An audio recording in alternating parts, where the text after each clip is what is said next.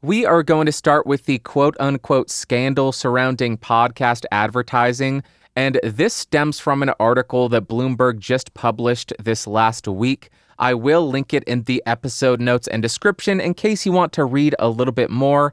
The bottom line, there are podcasts, whether they be independent solo shows or whether they be entire podcast networks or platforms, they are paying for downloads. They are paying for plays. The way they're accomplishing this is through mobile game advertisements. My understanding is a mobile game advertisement will pop up and force you to watch for X seconds prior to clicking out of it, or maybe there will even be a call to action that you have to click on to get some kind of in-game goodie. And surprise, surprise, there are some companies out there that realized, hey, we could use this to generate new listeners. Or more likely, we could use this to inflate our download statistics or our play statistics or our listen statistics.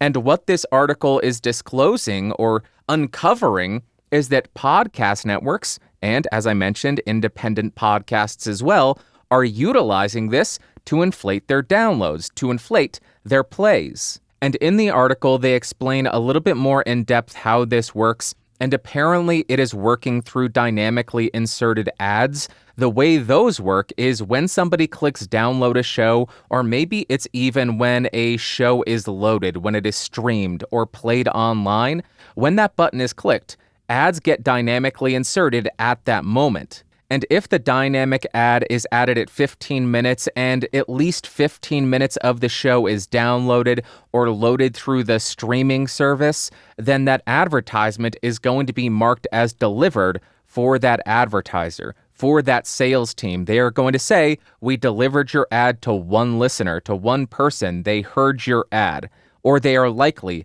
to have heard your ad. Now, to me, this seems like incredibly sketchy and dishonest behavior, and because of that, I want to know who used this service, who adopted this methodology for inflating their numbers. Lucky for us, Bloomberg decided to list just a few of the companies or individuals they saw using it.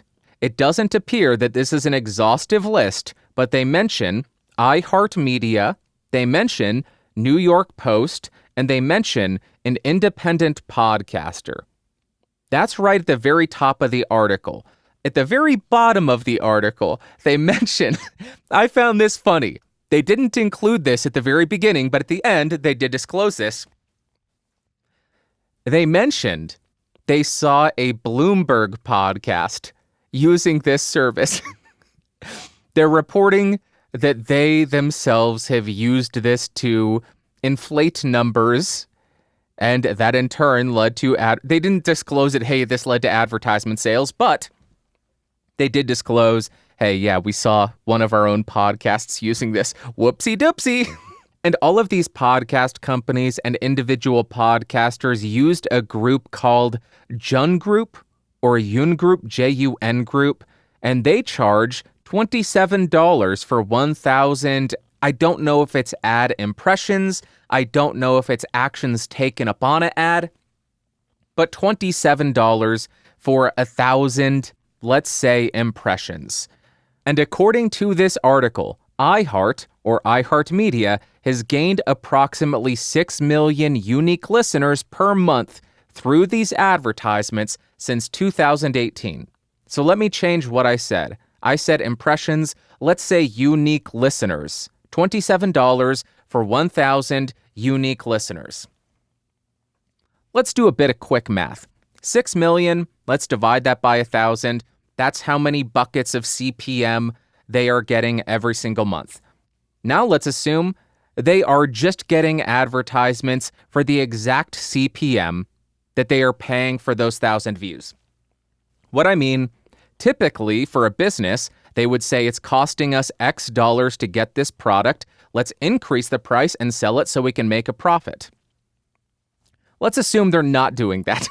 Let's assume they're paying $27 for 1,000 listens, and they are just turning around and saying, hey, if you want your ad in front of 1,000 people, give us $27. That's what we're assuming. So 6 million divided by 1,000 gives us 6,000. 6,000 times $27 gives us $162,000 a month. That's a lot of money. That's a lot of money. I don't know about you, but I cannot imagine a single advertiser who would be okay, who would think, do you know how I want to spend $162,000 every month? I want to throw that much money at paid downloads. Downloads where I don't imagine anybody will ever hear our ad. Seems like a good way to spend money to me. I can't imagine a single advertiser saying that, thinking that, or being that way.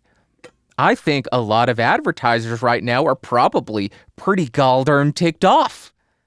Wouldn't you imagine throwing $162,000 down the drain? That would be pretty darn infuriating. Now, it is possible that I am misunderstanding how these mobile game advertisements work and what a mobile advertisement is, because I only play solitaire. And other than that, I haven't played a mobile game since 1923 because I play solitaire on my phone. I only think me and grandmothers play solitaire on their phone, but that's the only mobile game that I have. But I would be curious to know what is required with these mobile advertisements. Does it require the gamer? I know some people are going to be ticked off that I call them gamers. They're not actually gamers. I know they don't have a console or a massive PC with a $10 million graphics card. I get it.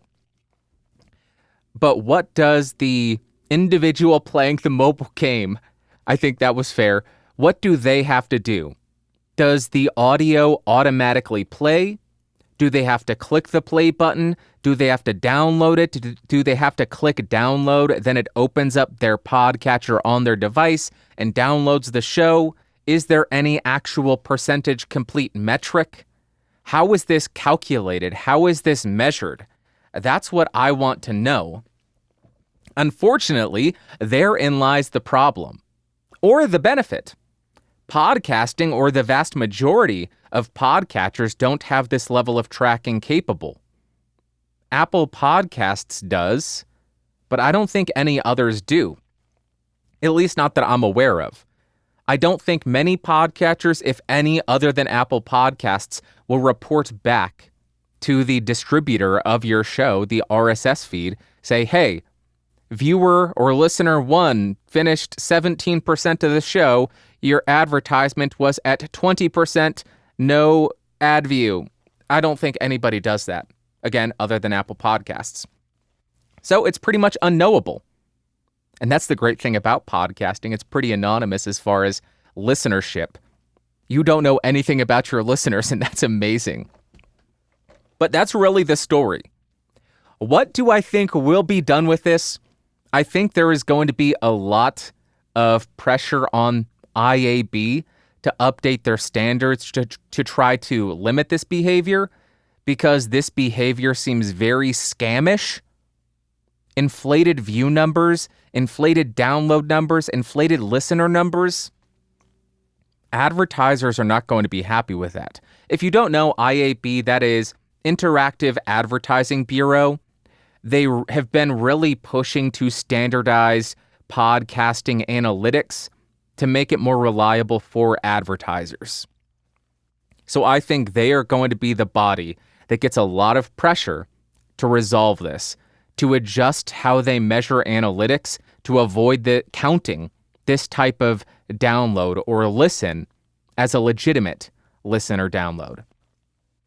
I also think this will potentially lead to some pullback on advertising spending for podcasts. I don't think this would be on the level of a YouTube adpocalypse. I don't think it'll be that bad, but I think there will be some pullback on spending. But to be a little bit of devil's advocate, couldn't this potentially just increase CPMs? Let me walk you through my logic here. If Company X was paying $20 for 1,000 views, 1,000 listens to that ad, and they were happy with the results they were getting. Hey, we're paying $20 for 1,000 downloads. We like that we're earning $30 from those ads. But in reality, they were only getting in 500 in front of 500 people for that $20, they're still happy with the results. Nothing has changed other than the numbers that are being presented to them, the download numbers. So wouldn't that, in theory, once the analytics are corrected, once this type of inflated download number is removed, wouldn't that in turn mean that CPM ought to be $40? Because they really were paying a $40 CPM before, but they thought they were paying a $20 CPM. Just to be a little bit of just a different approach of thinking about it. That could be a positive. Maybe you'll just get crazy high CPMs now. Probably not. But logically, that seems to check out for me. If they were happy with what they were getting before, something to think about. Something else that I wanted to address is how is this different from YouTube? Because I do both, podcasting and YouTube. The first and the biggest difference is the CPM rates. At least a $27 CPM for ads on podcasting is crazy. That is so high. On YouTube, it's an amazing day if we get CPMs of $4. They're getting at least $27. Otherwise, they wouldn't be paying $27 for 1,000 downloads. Because they're not going to pay $27 to get 1,000 downloads if they're only earning $22 off downloads. CPM rates are crazy different. Secondly, YouTube's dynamically inserted ads have direct and exact tracking on them.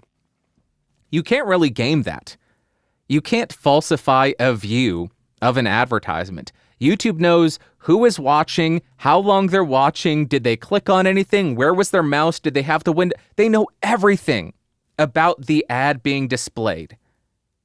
So that's another big difference. They actually have in-depth analytics. And thirdly, for host-read ads, they may be able to buy views and inflate their numbers, but that is a direct violation of YouTube's TOS and could very easily lead to your entire channel being deleted. So they have active measures where they are tracking people, and if they notice any kind of illegitimate action or illegitimate traffic, they will remove that and maybe even delete your account. Those are the big differences that I see between podcast advertising and YouTube advertising. Since everything on YouTube is handled on YouTube, they know exactly what's going on. They have measures to try to mitigate that kind of fraudulent behavior, illegitimate traffic, which is probably going to lead to more faith from the advertiser. Which is weird because you would think with more faith and legitimacy to the views and downloads and all of that, we would get higher ad rates, but we get less than 25% of what the podcasting host-read inflated numbers ad reads get. I guess it's because it isn't host-read on YouTube. That's probably a big differentiating factor. I don't know what host-read ads are supposed to get. I've only done 2 in my entire 7 or 8, is it 8 years? 7 years running the Podcastage channel. I don't know. I don't know what that actually is. But for the dynamic inserted ads, it's certainly nowhere near $27. I'm going to link 2 things in the episode notes, the Bloomberg article and then the IAB standards. In case you want to read that, it's the podcast measurement guidelines.